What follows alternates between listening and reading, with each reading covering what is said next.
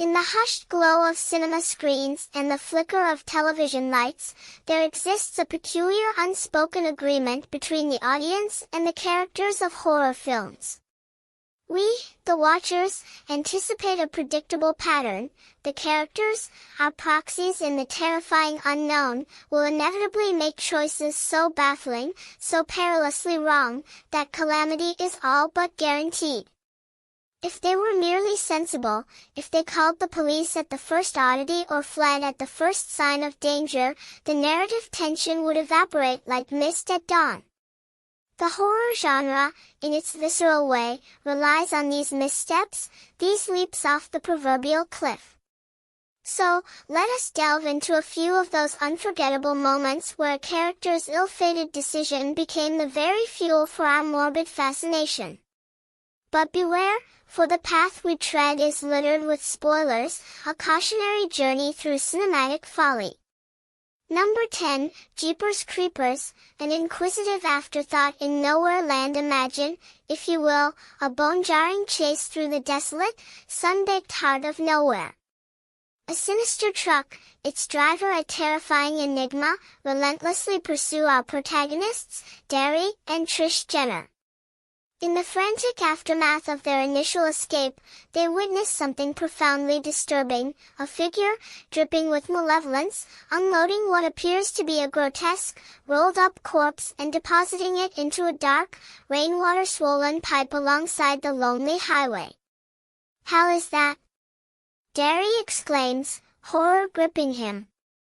Yet, even as the ominous figure, later known as the Creeper, casts a knowing, chilling glare their way, a gaze that screams, "I see you, and now you must die," Derry's curiosity, or perhaps a morbid compulsion born of fear, overrides his better judgment. The Creeper vanishes, only to reappear moments later, slamming their car violently off the road. A rational mind would flee, seeking the nearest town, the nearest phone, the nearest. But this is horror. Derry, spurred by an inexplicable need to know, decides to backtrack, alone, to investigate that very pipe, the place where the Creeper knows they witnessed his dastardly deed. His impromptu investigation is cut short by a scurrying of rats, sending him tumbling backward into the waiting jaws of the Creeper, who had been lying in ambush. A simple call for help could have saved him, but instead, he became the monster's next target. Number 9, Drag Me to Hell, a missed opportunity for immortality. In the climactic, gut-wrenchingly terrifying moments of Drag Me to Hell, Christine Brown stands at the precipice of eternal damnation, or salvation, depending on the envelope. Having seemingly rid herself of the cursed La Monica button that would condemn her to hell, her relief is short-lived. Her boyfriend, Clay, retrieves an envelope he thought contained only a quarter, a trivial miscalculation with dire consequences. He hands it to her, assuming it holds the key to her freedom. In a frantic, desperate race against the encroaching darkness, Christine jams the wrong envelope, the one containing the actual, soul-binding button, into the coin slot of an ATM machine. But wait, Clay then pulls out another familiar envelope. This is it. This is the one containing the quarter, the simple mistake that could save her. All Christine needs to do is open it, verify its contents, and her torment would end. Yet, in her panicked, tunnel-visioned state, driven by the sheer terror of the moment, she fails to check.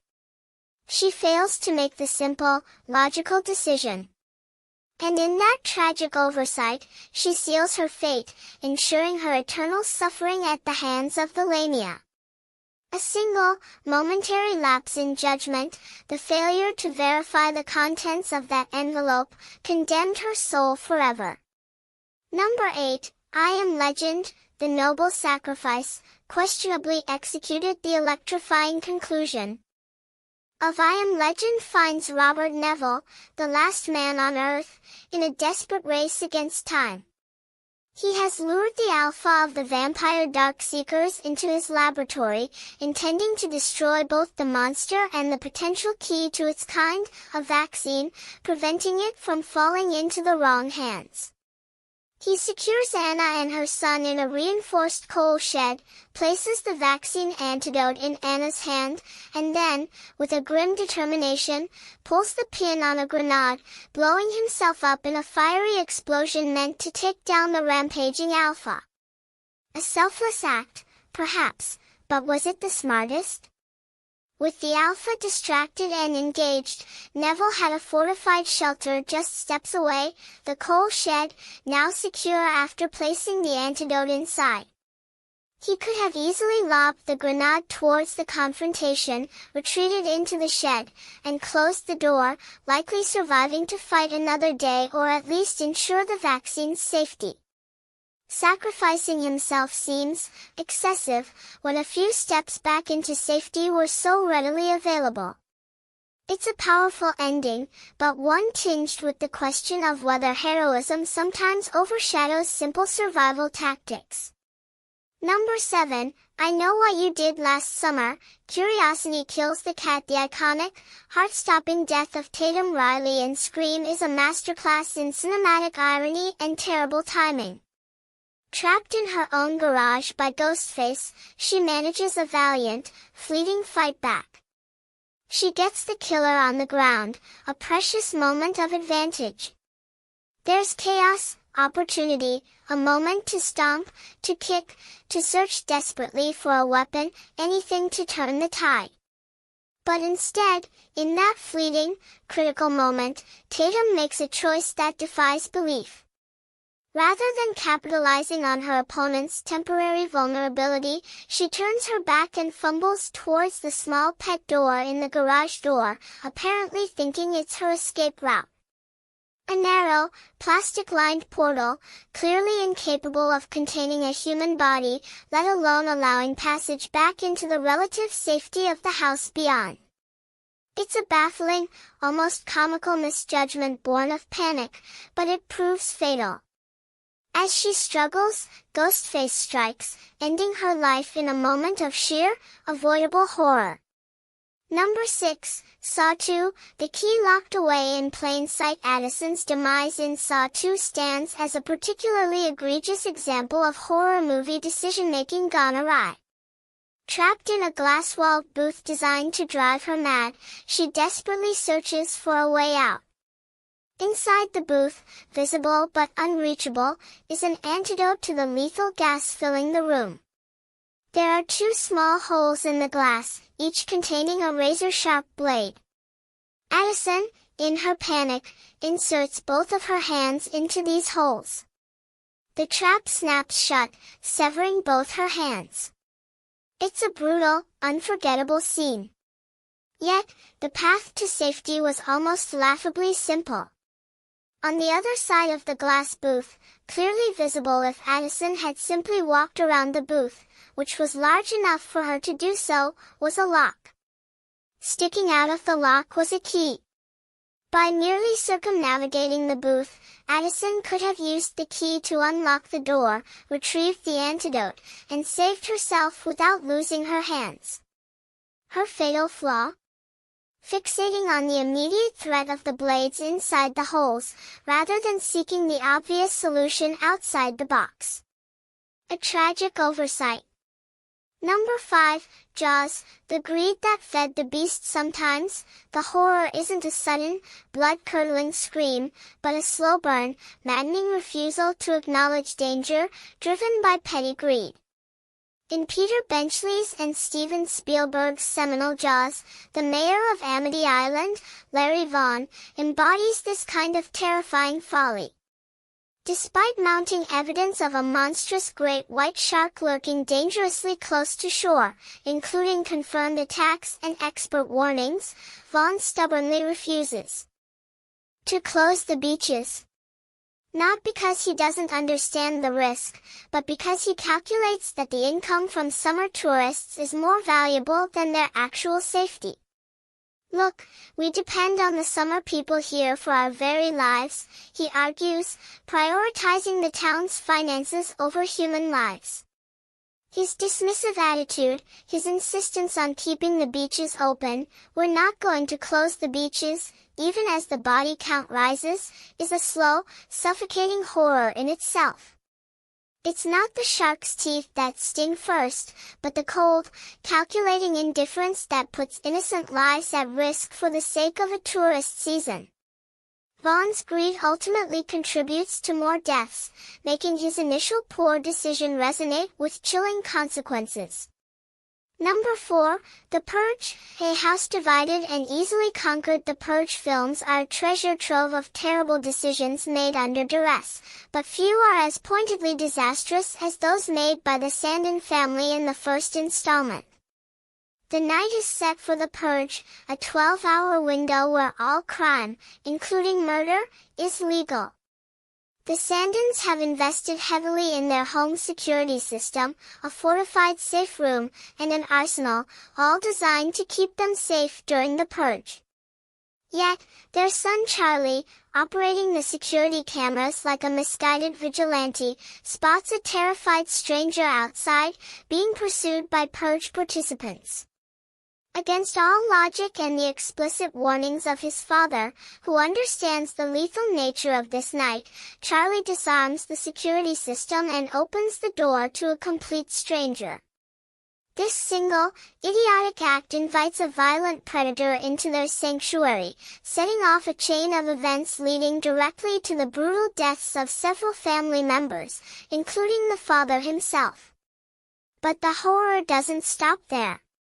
In a subsequent moment of sheer panic and misjudgment, the entire family, having just witnessed the chaos and violence outside, decides to leave their impenetrable safe room. Why? Because the threat is now inside, and they feel safer confronting it armed in the house. It defies logic. They had a fortress, food, water, weapons, and safety. Instead, they venture out into the darkness, splitting up their defenses, making themselves easy targets for the maniacs gathered outside.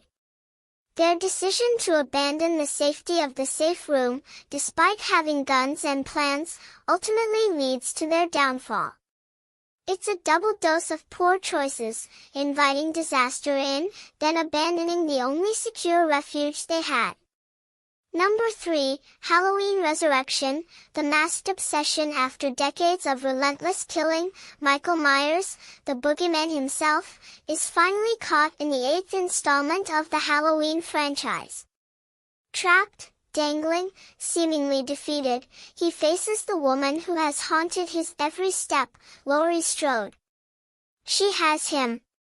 All she needs to do is cut the rope he's dangling from, let him fall, and end the nightmare once and for all. But Laurie, consumed by a lifetime of fear and obsession, allows her desire for confirmation, for finality, to override her survival instinct.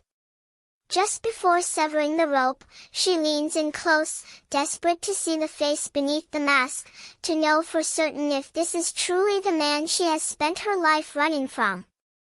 In that split second she wastes, confirming her suspicions or her fears, Michael's free hands find purchase. He climbs back up, regains his footing, and the chase resumes.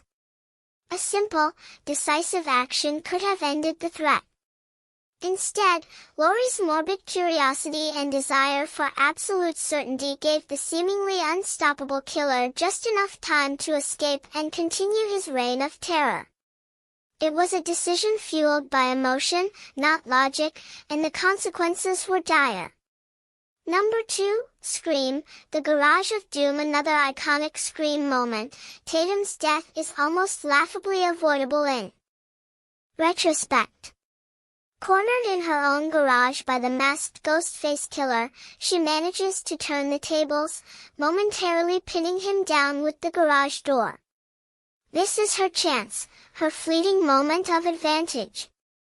Any sensible person, faced with a killer you have just managed to subdue, would stomp, kick, scream, or look for anything, a nearby tool, a can of oil, the car keys, to maintain control. Instead, Taeyong, inexplicably, decides that now is the perfect time to try and squeeze through the tiny, plastic pet door in the garage door itself. She turns her back on the killer who is already getting up, completely abandoning her defensive advantage. And the pet door? It's maybe 1.5 feet square. It was clearly designed for a dog, not a teenage girl, let alone one wearing a bulky winter coat. It's an escape route that isn't one, chosen at the absolute worst possible moment. The killer easily slams the door shut on her head, ending her life in a moment of sheer, baffling stupidity that remains one of the franchise's most shocking and preventable deaths. Number 1, Saw, the phone call he couldn't reach, or did he?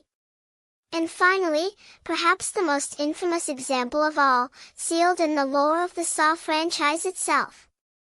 Dr. Lawrence Gordon, condemned by Jigsaw's cruel game, finds himself trapped in a bathroom with only hours to live before a lethal dose of insulin kicks in. His only chance for survival, as dictated by the game's rules, is to amputate his foot with a hacksaw, a tool previously deemed useless for cutting through the thick steel pipes, and use it to reach a phone just out of arm's reach. The iconic image is the hacksaw, the phone, and the doctor's desperate, failing reach across the floor. The horrible decision, often cited here, is his choice to saw off his foot instead of simply using the hacksaw to extend his reach and grab the phone. But is it truly that simple?